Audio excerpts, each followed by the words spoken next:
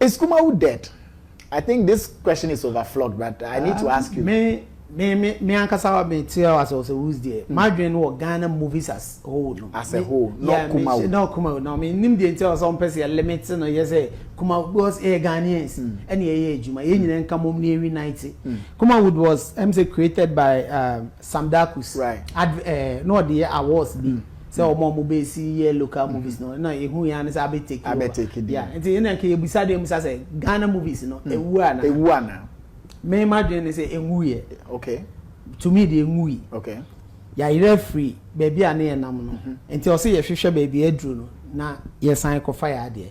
Because of say abrofo na omo ye enwoma ne maye no camera. Initially near wa dey near friend DV cam. Yeah. And then na dey record e bibia. Now e dey just cut. Just cut. No I record them. Memory card in omo advance day in and out omo ye nyoma foforo dey be ma production na easy for us, yeah. And is here to Ghana say egu a I mean who say irani ayira nim ni ade ne ko enti adwen say egu enti yen any ya adwen ye mentality no so ade ba kwa affect adwuma na pa because why I say egu adwuma not created by you sabi what do we for bi and we for na egu a wa na wa ye wa ade yeah.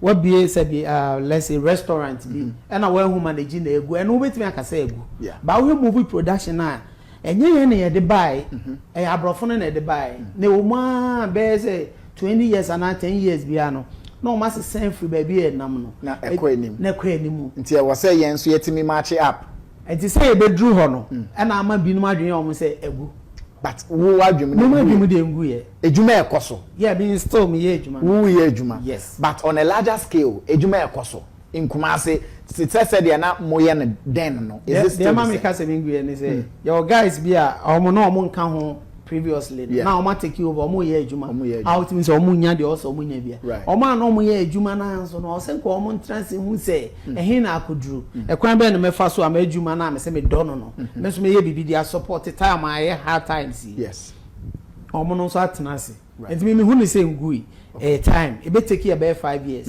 10 years ejuma na free cry na be kosro free cry na be kosro e be ye kese pa but more ready say mo be follow with the speed it is going yeah of course me to be must start we was start and me who say must start no e be san akwache me nkofo di nyina ba because when it comes to movie they always say ejako nya ejako nko a okay me started I think I was there 2022 na me ye obi there ba that time and at young chaps abe ye movie no na nya common right it is hard na me ye na be encouraging nkofo brother Nyankonton films out here George no a senior brother ona na ye Harry Lord Bibia man me who no that time no change me more than better but no nye movie that through me and I mean inspire no man be movie but Thomas through me no be a movie enti e man ko fo hu say yes young guy be there me so meet me aye enti more na we ye na adwuma ni pija ba me nya loud person won nya loud won kasa me who interview me who be there say who ebi no pa na obeti ni pedia no